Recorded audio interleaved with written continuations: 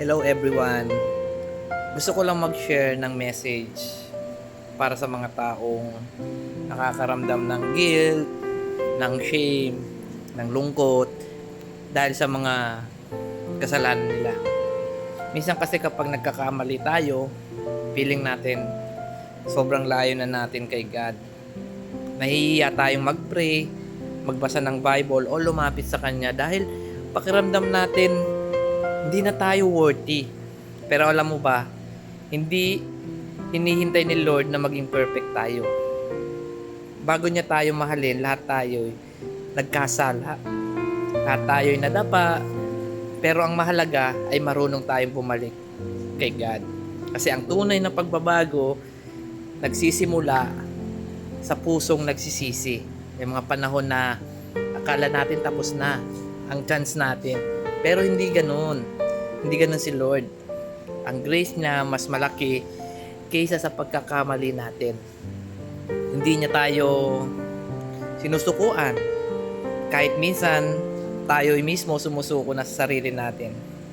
This verse remind us, sabi nga sa 1 John 1:9, if we confess our sins, He is faithful and just to forgive us our sins and to cleanse us from all unrighteousness. Napakagandang reminder nito na may forgiveness kay God kapag umamin tayo, nagsisi tayo, at lumapit tayo sa Kanya.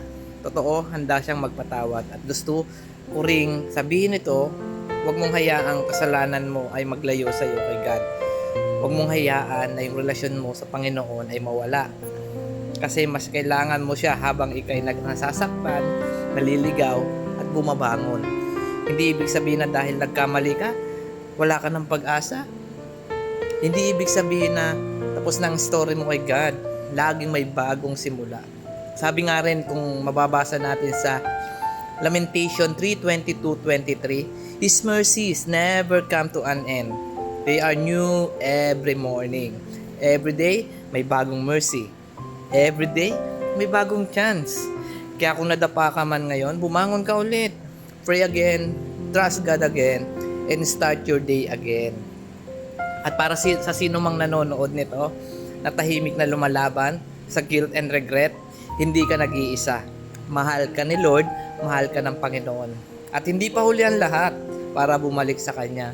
So kung ikay na-inspire sa aking message, don't forget to share, like, and follow. At i-share mo rin to sa mga kaibigan mo na may kaparehas ng iyong nararamdaman.